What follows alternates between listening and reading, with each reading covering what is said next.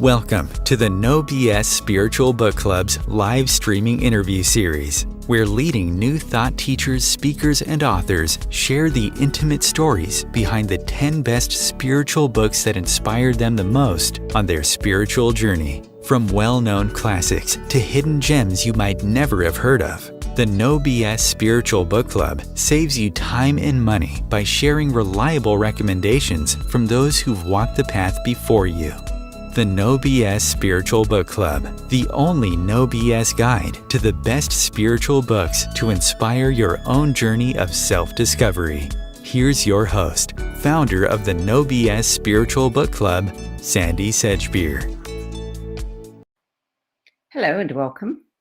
Theresa Joseph is the founder of the Global Peace Movement and Channeled Grace Healing Circles, a mystic, spiritual mentor, intuitive healer, Reiki Master, artist, and author of the book Everyday Mystic, Finding the Extraordinary in the Ordinary.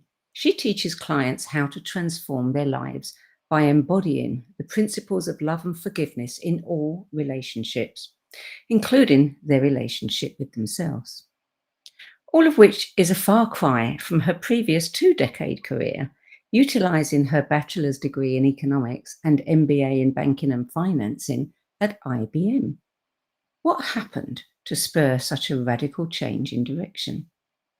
The short answer is 3 things: Reiki, a direct encounter with Jesus, and 10 books that validated the mystical experiences and miraculous healings that transformed her life. But of course, there's a lot more to Theresa Joseph's extraordinary story than that, as we're going to find out. Theresa Joseph, welcome. Thank you, Sandie. Thank you for having me. Theresa, your sound has gone very faint all of a sudden. Is this better? No. Oh. I don't know what has changed here. It's getting a bit better as you move closer. Let me move closer. That's better. Okay, good. Okay, so all 3 of those things that I alluded to were pivotal in transforming your path in life. The most critical, I would imagine, being your encounter with Jesus, who revealed to you the meaning of life. But in the spirit of all good books, we'll leave that revelation till later in the show, after we've discussed the 10 books that helped you the most on your spiritual journey. Before we do that, though, tell us a little bit about the beginning of your spiritual journey, when nothing could have prepared you for what happened when you opened yourself to Reiki. Yeah, the beginning of the journey was really a haphazard, blind walk into spirituality. I cut back my hours at IBM and stayed home with my children more. And as part of that, there were a group of women doing yoga, which I had never done before. And I took the yoga classes. I took a piano class. I wasn't very good at piano. I'm not sure I was much better at yoga, but it intrigued me. And through yoga, I was introduced to something called Reiki, which is this channeling of a universal life force energy. And that appealed to me because it seemed divorced from religion. And I think religion, with all its connotations, wasn't my path. So I just putting one step in front of the other, taking the yoga class, then the Reiki class, and then my yoga and Reiki teachers would recommend books. And I would pick up the book, and there was no plan. And here I am 25 years later, still on that same path. But you said that you had some amazing experiences, healings, etc. Once you were opened up by Reiki. I mean, can you just give us a brief description of a couple of those? Yeah. So one of them was my neighbor, an older man who had just had surgery.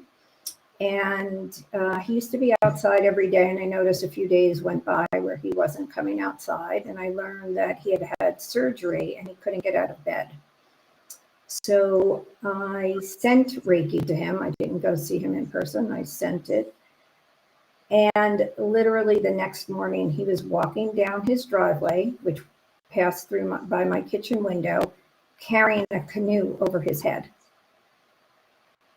So that was my first amazing physical healing. There are a lot of healings that are emotional, psychological, but the physical ones are always the ones that catch our attention first. So this was early in my journey. And another one was my daughter was, I think she was probably 10 or 11. We were cooking pizzas in the oven, which was heated to 400 degrees. And she touched the rack inside the oven with no mitts, no oven mitts on. So she got 3rd-degree burns. We had to go to the hospital where they treated her, bandaged up her little hands, and then told me that she couldn't do anything. She couldn't ski, and we were to leave for skiing in 3 days from that time. And they said she couldn't ski because the sweat would possibly cause an infection. So would the trauma from falling, if in fact she fell. I was horrified because, one, she had hurt herself so badly, but I felt like she hurt herself because I was rushing her. And so I was just, I learned so much being a mother and watching these children. But I did Reiki on her consistently over the 3 days. And I made an appointment to go back to the hospital because I wanted him to check her injuries to see if anything had changed before we went skiing so that she could actually enjoy her vacation. And she got to the hospital and he unwrapped her bandages and her hands were healed. Completely Healed. And she was able to go skiing. Wow. And there was no science behind why her hands would have healed that fast. He told me it would take a couple of weeks. And you credit that to Reiki? There was nothing else I did. Except you had an intention. I had an intention, and I'm sure I was praying, but that's what I now see Reiki as anyway. It's our connection to something bigger than ourselves. And so I'm calling that in and saying, if we are a part of this, then I will do my part to bring this healing about. Vastly different than banking and finance. Vastly. Completely illogical. Well, in the spirit of what you've just said, let's look at your books. And the very first one, and these are all in the order that they came into your life. The very first one is A Course in Miracles by Helen Schucman, published in 1976. How did you come across that book? This was one of the books I heard mentioned in my Reiki class.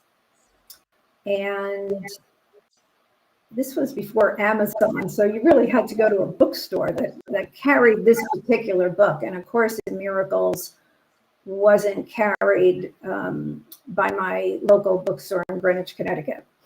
So I was on a trip to Sedona, and we just happened to stop in a bookstore, and there it was on the shelf. And I thought, oh, I have to buy this. Not really knowing what it was, but knowing that it was mentioned to me. And that really started me on this paradigm shifting journey. Learning about the difference between my ego and my spirit self. And I was still working at IBM at the time. I was had cut back my hours. And I was working in a world where you had to think that not only what you did was important, but that you were important too. And this book completely shattered this illusion that I was somehow more significant than somebody else.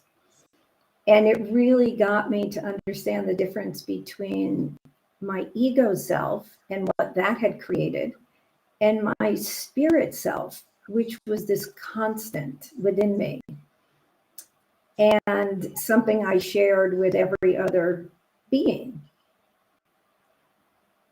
So I felt at that point like a turtle without a shell. I felt very vulnerable and unprotected as I began to dismantle the ego. Fortunately, it came at a time when I was thinking of stopping work altogether and staying home with my children. And that afforded me a gentler environment within which to do the work of the dismantling of the ego. Much freer environment too, I wouldn't imagine. I would think that, having to keep this personal life that was, evolving within you and interests, and then you've got that professional, very 3D world of finance must have been rather challenging.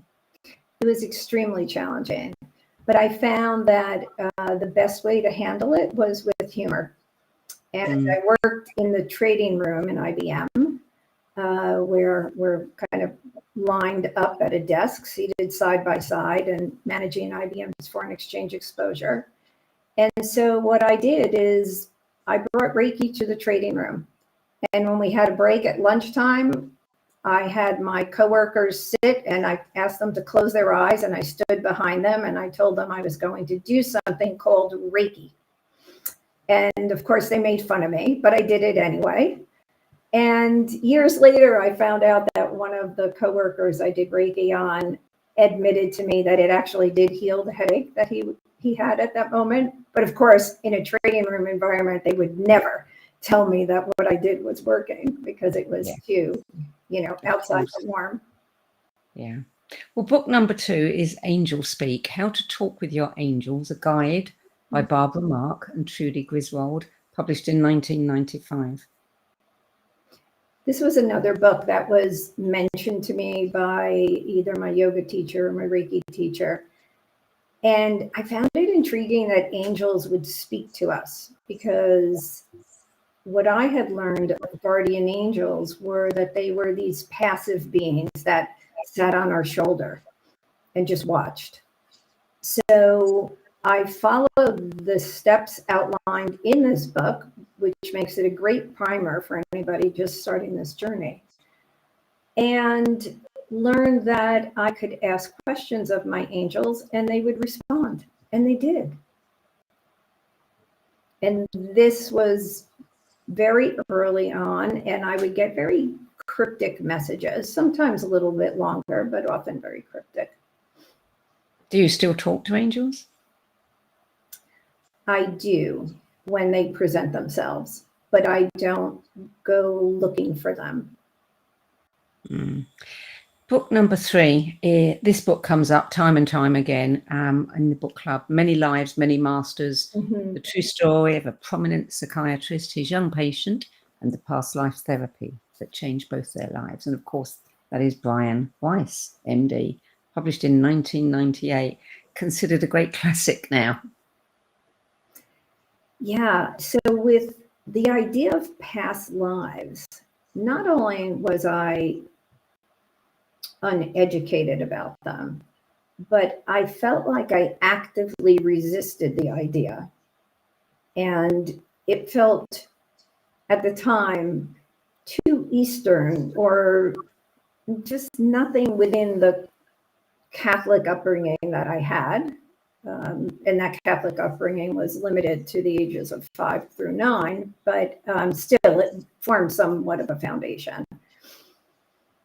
So when I picked this book up, it was earth-shattering to me, because here was proof that past lives existed, and that past lives can affect our lives now.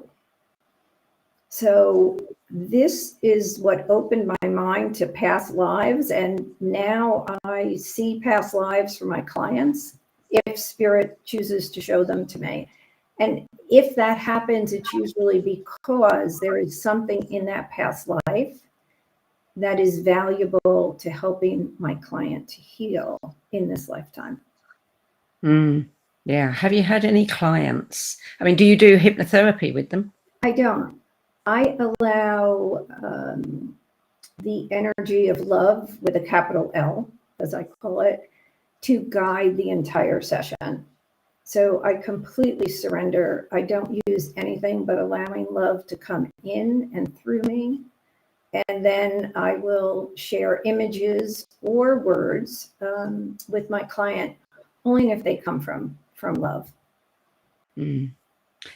Book number 4. You were so impressed by this book that you bought caseloads to give to your clients. Mhm. It is Anatomy of the Spirit, The 7 Stages of Power and Healing by Caroline Myss, published in 1996. Another great classic that turns up time and time again. This was another book that, in this case, I could use first on myself to map physical illnesses to long-standing emotional issues. And for those of you who don't know, this book, what Caroline's work did was to map mental emotional states to physical illnesses, and found that in a high percentage of the time, there is a correlation. I found it was true for myself, and so I would recommend it to all of my clients because we all are dealing with something. And to the extent that that something is with us for quite a long time, it can manifest as a physical illness in one of the energy centers in your body. Mm. So, and then I found further proof just working on clients. And early on in my career, I would ask my clients, new clients, not to tell me anything about themselves, what they were suffering from, whether it was mental, emotional, or physical, so that I could be sure that what was coming through was purely from spirit, had nothing to do with my own interpretation of what they were saying. And time and again, spirit would give guidance that reflected their emotional state and correlated to some physical ailment in that chakra. Mm. As you were reading these books and expanding your knowledge, did you find that the work that you were doing, the Reiki you were doing, got stronger? Yes. And the critical point there was that it was only my doubt that would get in the way. My doubt that this could be real, or my brain wanting to find the logic in it, wanting to find the math in it. You know, A, therefore B, therefore C. And whenever I let that go, my work would deepen. You know, I'm intrigued to know 2 entirely different kinds of careers, you know, how you navigated that transition from one to the other. I mean, you know, one of them is completely left-brained. One is completely right-brained. There must have been some hurdles for you to overcome in order to begin to build a clientele and feel comfortable with what you were doing. You know, I think that when I was introduced to Reiki and the spiritual books that I started reading, I felt like they spoke to me at a very intuitive level, and that was actually my natural inclination or state, and that it was the finance that was the harder fit. I muscled my way through to finance, or through into it and through it. It never felt natural, although I could do it. And it was the reverse for Reiki. So it was almost an easier transition than you would expect, because I wasn't, at my core, I wasn't the finance person. I think at my core, I was more the spiritual person. Yeah, you were stepping more into yourself and remembering. Exactly. Exactly. Yeah. Well, book number 5 is Infinite Mind, Science of the Human Vibrations of Consciousness by Valerie Hunt, who is Professor Emeritus of Psychological Science at UCLA. And that one was published in 1995. Right. So this appealed, and that's the the perfect question that you just asked leading into this, because this was one of those bridge books that talked about the science behind the energy. And I can't do her work justice other than to say she was one of the pioneers in this field of bioenergy, and especially at a time when there were very few women doing this work. So I took this book in at a very deep level. I love the science, even though I would say I can't repeat it to you now or understand it as well as a scientist does. But the fact that somebody who was a professor at UCLA was studying this and concluding there's something real about this thing we call energy was enough for me. And it was what I needed to keep going.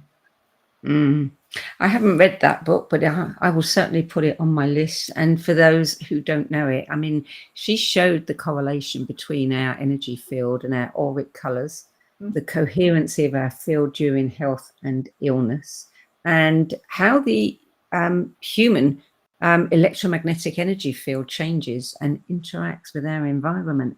I mean, these things are so critical because people always say, you know, energy healing. Well, you know, I feel something, but I do not know how it works. And that bothers most people because they like to be able to pigeonhole it. But she was able to label all of these things and say, it's quite simple. This is how it works. Absolutely. And that's one of the reasons I kept going. A big reason I kept going on this path. Yeah. I must admit that I like the books that come from the scientists as well, because, you know, we really need to have this information grounded. Absolutely. And now it's easier than ever, but we're going back 20 years, 25 years. Yeah. It wasn't as available, and the experiments weren't being done by as many people. And those that were doing it were taking their careers into their hands.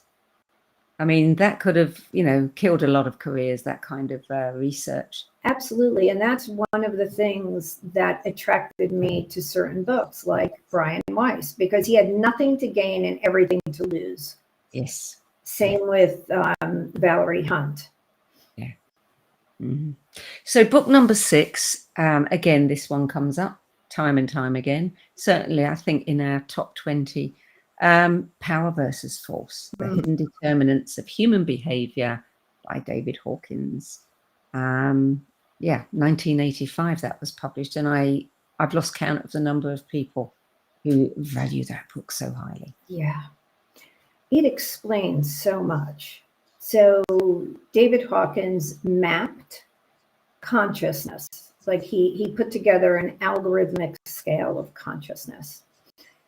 To build that scale, he used kinesiology or muscle testing, and he muscle tested people across genders, nationalities, races, religions, you name it. He tested these people and was able to put together a scale from the lowest level of consciousness to the highest, which would be enlightenment. And at the levels of enlightenment, you can move mountains.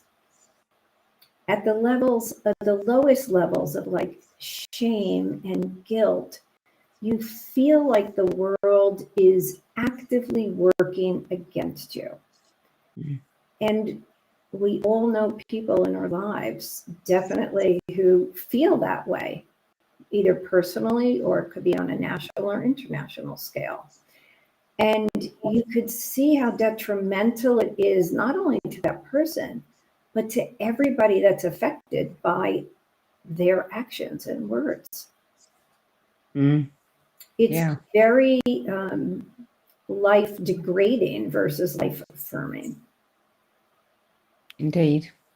Well, we're going to take a short break now. You're listening to a No BS Spiritual Book Club interview, and sharing the 10 books that had the biggest influence on her life journey is mystic, spiritual mentor, teacher, healer, author, and founder of the Global Peace Movement and Channeled Grace Healing Circles, Theresa Joseph. We'll be back with more of Theresa Joseph's 10 best spiritual books, along with some details about her encounter with Jesus and his revelation of the meaning of life after this break. Stay tuned. Om Times TV. Maya Angelou once said that there is no greater agony than bearing an untold story inside you. I'm Sandie Sedgbeer, and when I'm not hosting Om Times Media's flagship radio show What Is Going On and the No BS Spiritual Book Club, I help people share their untold stories. Books are my life, my joy and my passion, and there is no greater reward than helping aspiring writers get their books out of their heads and into the hands of those who are waiting to read them. If you feel that you have a book in you but don't know where to begin, visit sedgbeer.com, click on the Work With Me tab and find out how my experience helping others tell their stories might be just what you've been looking for. That's sedgbeer.com, sedgbeer.com.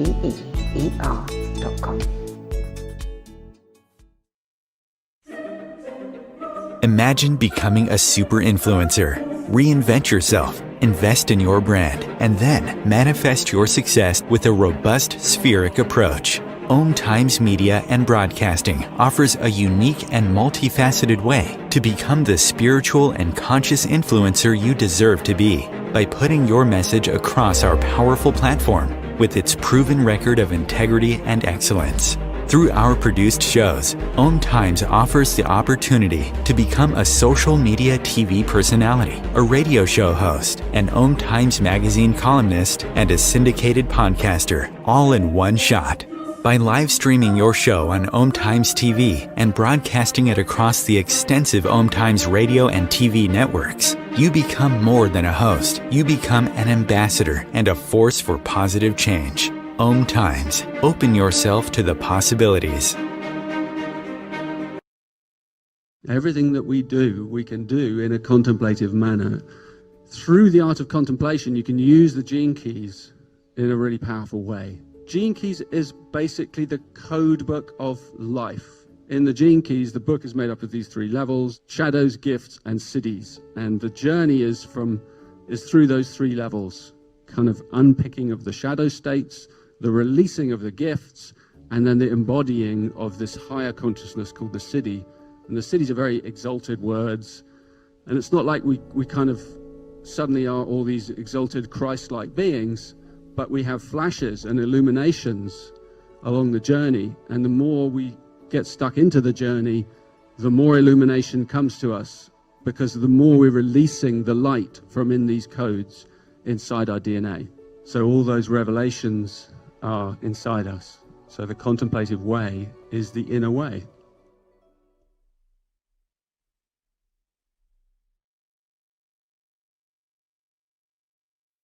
There are 16 million children struggling with hunger in America. That's 1 in 5 daughters, sons, neighbors, and classmates who don't know where their next meal is coming from. Yet billions of pounds of good food go to waste every year. It's time we do something about it. Feeding America is a nationwide network of food banks that helps provide meals to millions of kids and families in need. Visit feedingamerica.org to help them feed even more. Together, we can solve hunger. Together, we're feeding America. Welcome back. Theresa Joseph, book number 7, is a book that led you to the creation of the meditation for world peace. It is The Divine Matrix, Bridging Time, Space, Miracles and Beliefs by Greg Graydon, published in 2006. How did that book inspire you? This was another one of those books that bridged science and spirituality for me. And one of the experiments that he talks about in this book was done by the U.S. Army, actually, back in the 90s. And what they did is they took the cells from the inside of a subject's cheek and then separated the subject from those cells. They were in separate rooms. They would show the subject movies or images, I should say, from eroticism to humor to whatever. And they had him hooked up to electrodes. So of course, whatever emotions or changes in his bioenergy field were being recorded. They had, and I don't know how they do this, but they were measuring the reactions of the cells at the same time. And what they found is every time the subject reacted, his cells reacted at exactly the same time. Eventually, they separated the subject from the cells by 350 miles, and they used the atomic clock in Colorado to keep time, to make sure there was no variance in timepieces. Same exact results. And I thought, oh my gosh, I think eventually they did it even further. They put more distance. It didn't matter. The subject and its cells react at the exact same time. And it got me thinking that if, as one of the theories go, that the entire universe at one time was the size of a pea, so infinitely dense before the Big Bang, then all the matter in the universe was at one time connected. It was all side by side, meshed into that little pea size, whatever, floating in space. So if what holds true for the microcosm must hold true for the macrocosm. And if we're all connected in this way, even if we don't understand what connects us, then let's use that.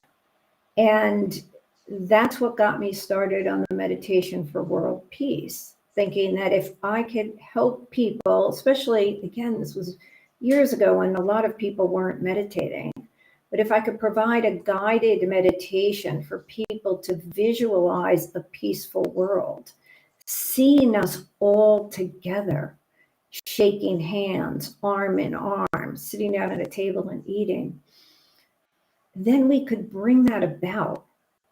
Because at first, the reality starts in our imagination, and then we bring it into existence. And if we're all connected and I could feel peace during that meditation, then that peace is extending to you and to everybody else and everything else on the planet. So that inspired you to start the global peace movement. Correct. So tell us a little bit about the movement. So it is all centered on the meditation, because the meditation was channeled to me. The words were channeled to me. They were given to me by spirit. So they have a power that goes beyond the words themselves.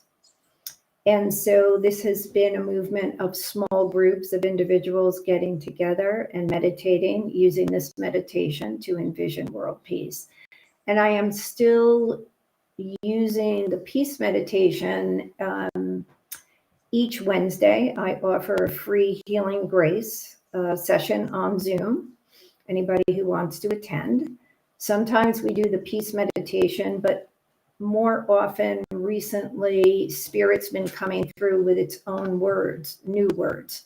But there's a constant coming together around this meditation for world peace, and the idea that peace can be generated first within us. And Greg Braden talks about these experiments in the Middle East where people embodied the feeling of love, and then they would measure what was happening in the surrounding communities and traffic accidents.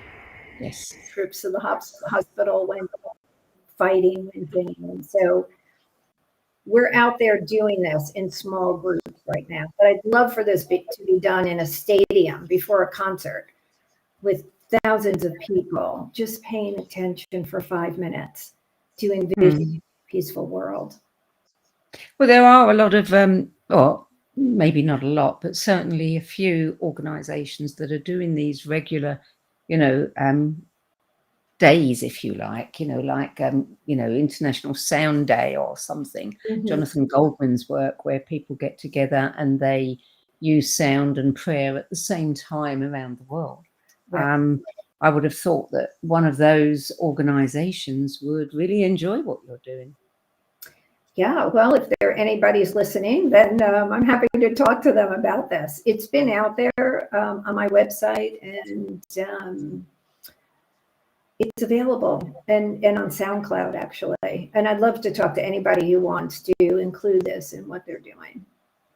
Well, and we all know quantum entanglement, we are all one. So, yeah, I'm not surprised those cells reacted.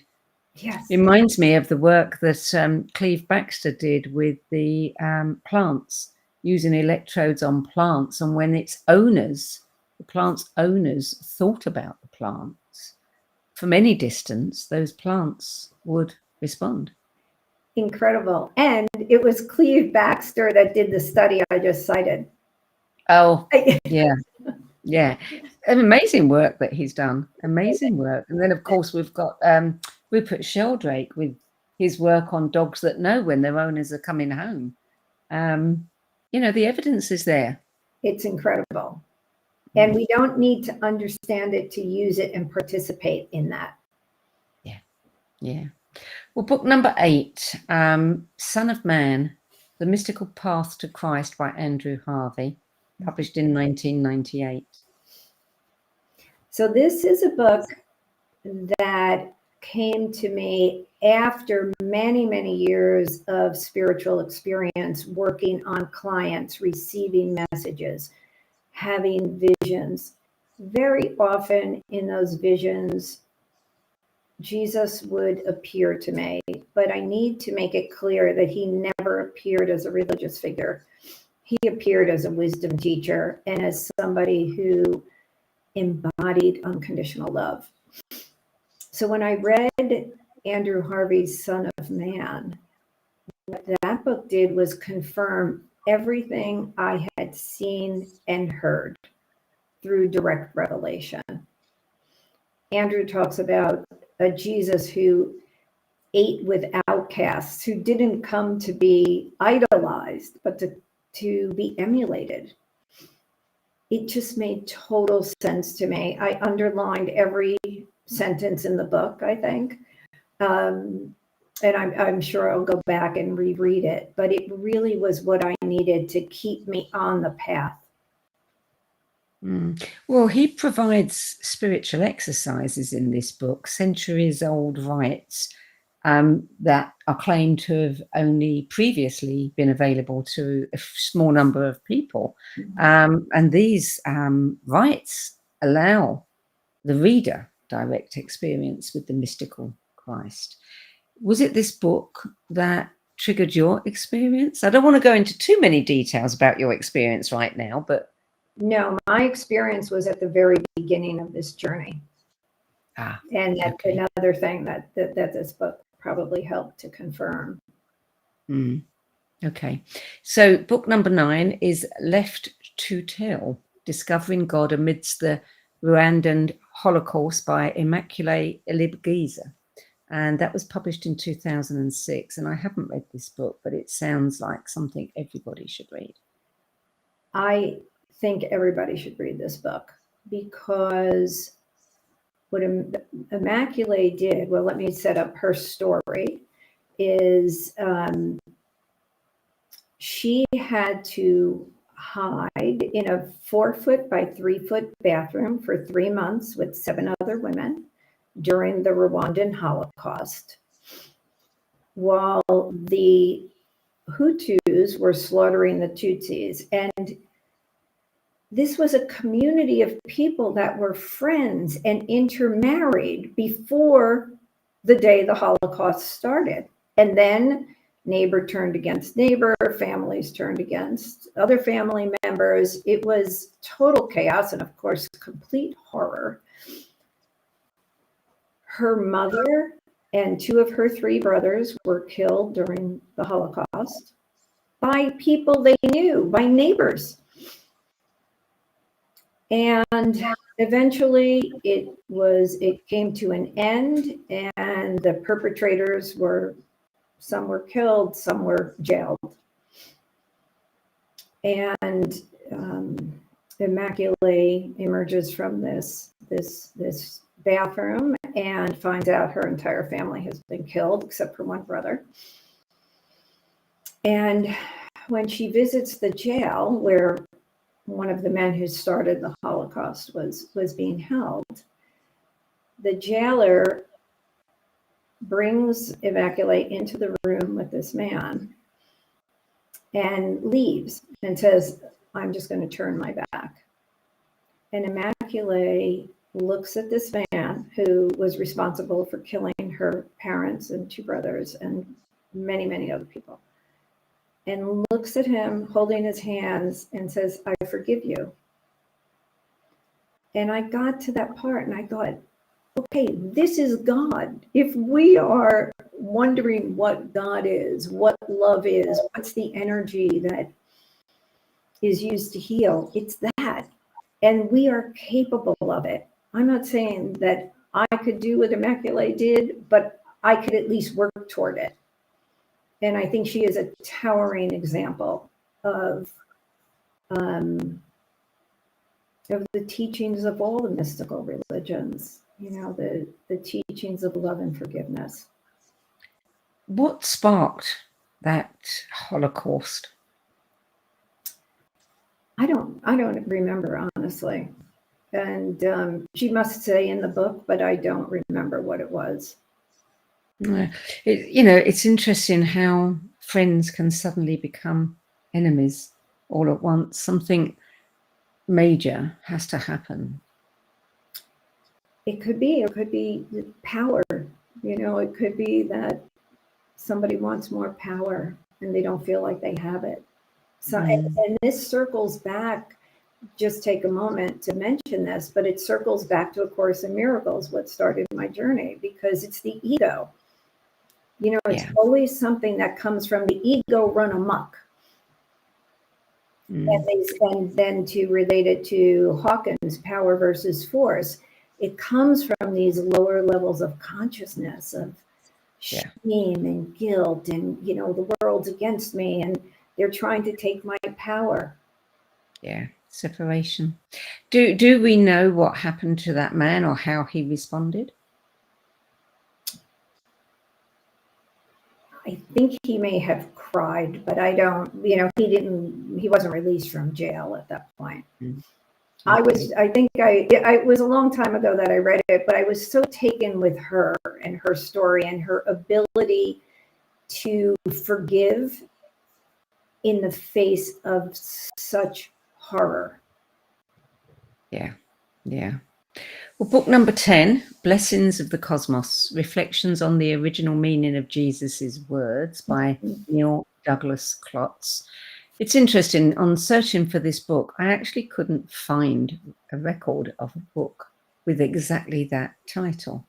I found Benedictions from the Aramaic Words of Jesus and Blessings of the Cosmos, Wisdom of the Heart from the Aramaic Words of Jesus, but not that one. But that doesn't really matter because, you know, it's the content that counts. So tell us about this book. And I would say anything that Neil Douglas Klotz writes is worth reading. So what Klotz does is he goes back to the original Aramaic texts, or the earliest versions of Aramaic texts, the Gospels and the Beatitudes in Aramaic, and translates directly from those into English.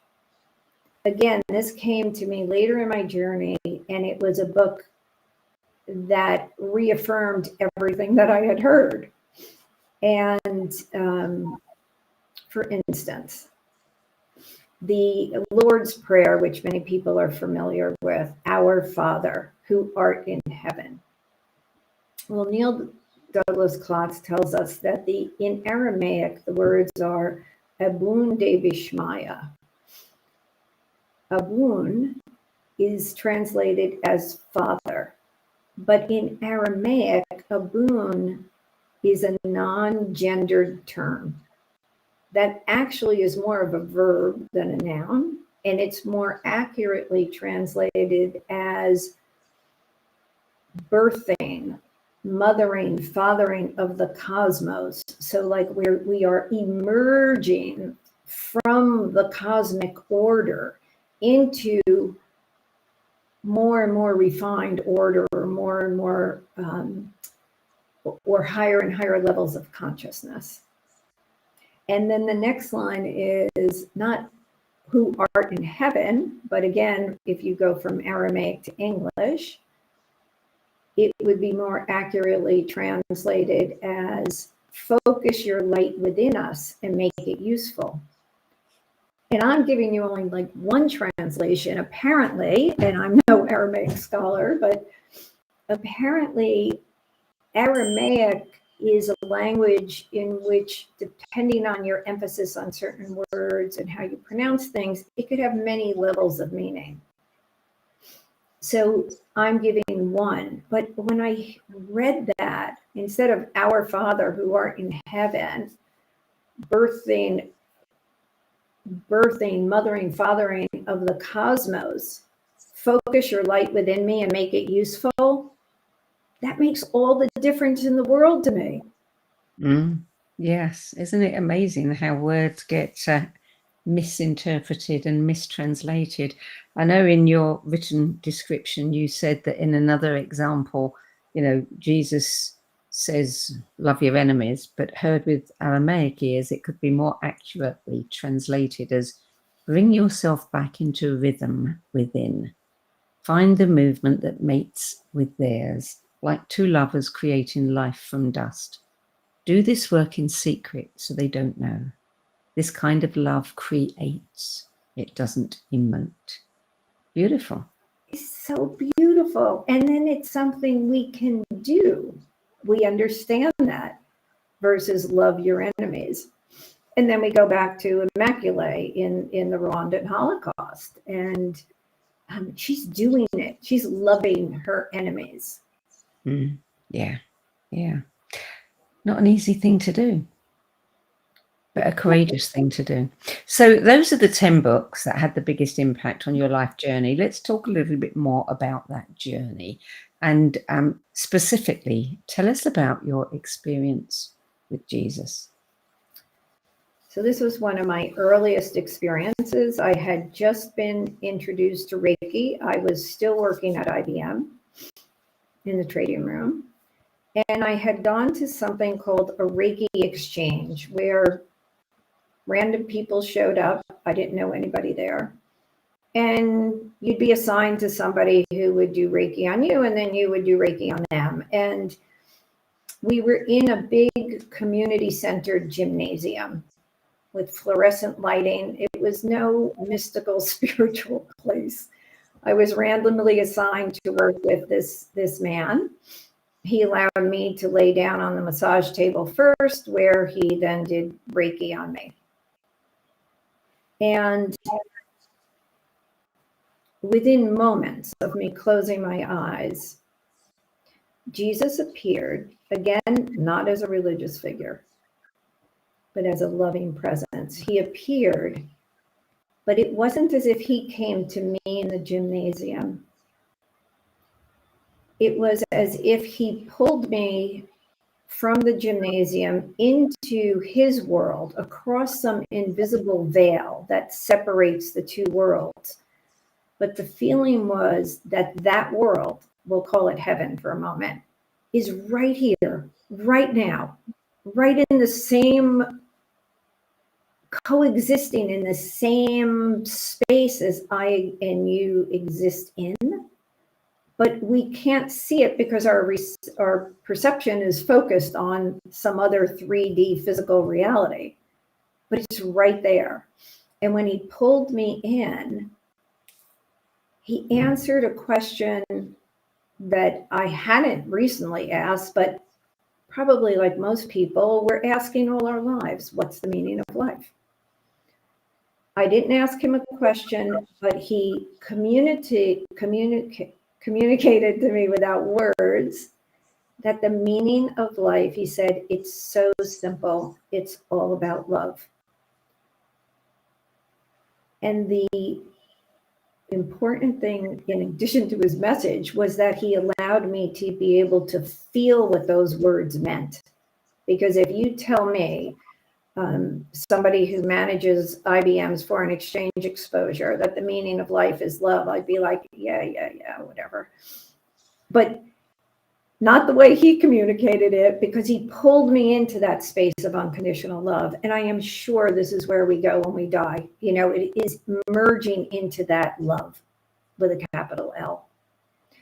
And so this has become my central message. I have only one message, and that the meaning of life is love, and that our journey is learning how to get there and learning how to live love with a capital L as a part of that love. And that's why I love Immaculate's book too, because she's doing that. And how did that, what impact did that have on you? I mean, you had the experience afterwards. What happened?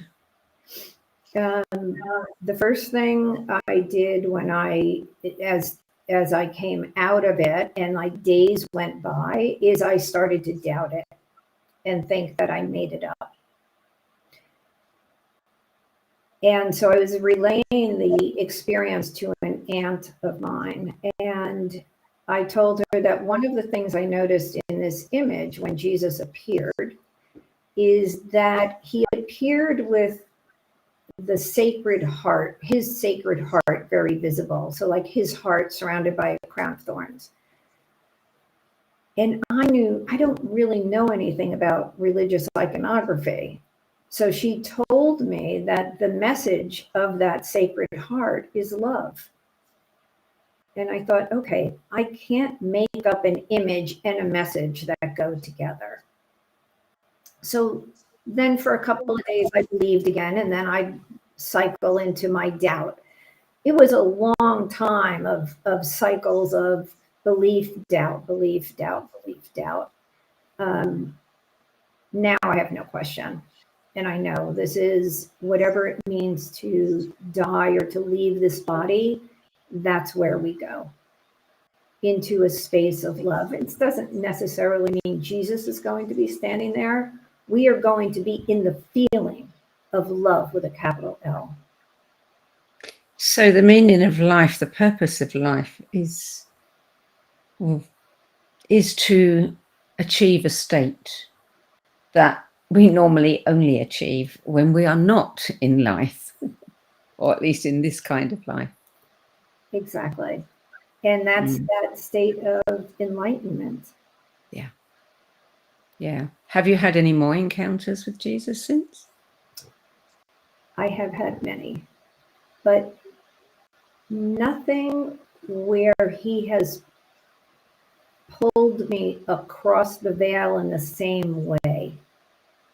I guess the only thing that came close was he pulled me into the cross with him, but into himself when he was on the cross. And I was able to see through his eyes and feel what he was feeling. And it wasn't pain and agony. He was, again, I couldn't believe it because I'm not at this state of consciousness, but he was looking out over everybody present at the crucifixion. And there was no judgment. There was just unconditional love. And he looked at everybody, and through his eyes, even though it was very dusty, the ground was dusty, everything was crystal clear. It was as if through his forgiveness, when he said, forgive them, his forgiveness at that moment cleared everyone's karmic debts. So it was as if everybody was just taken out of a box, like new, brand new. And the feeling was so profound and so, again, unworldly, only because I don't have those experiences. If somebody were crucifying me, I'd be angry, not forgiving them. But it's possible. It's possible because I experienced it through him. So I'm working on that. So you actually felt it. You didn't just think it, you felt it. No, this goes way beyond thinking. Yeah. Well, we've only got about a minute left. And just very briefly, tell us about Everyday Mystic, your book. Yeah, so Everyday Mystic is the story of how I ended up doing the spiritual work I'm doing for the past 20 years. Coming from a background in finance, a childhood that was highly dysfunctional, and money seemed a good way out.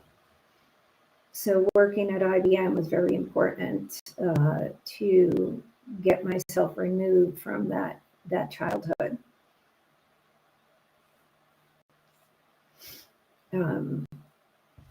So for anybody who's interested, the book is out there on Amazon. And not only is it the story of this transition in my life, but it includes a lot of the experiences that we've been talking about here today. And there are many, many more. It also includes channeled messages that I've received over the years. And there is a second book that's solely... I'm afraid you're out of time there, Theresa. I lost connection for a while there. So sorry about that, but we have gone over time, so we really do have to leave it here. Okay. Before I go, you can find out more about Theresa at her website, theresajoseph.com.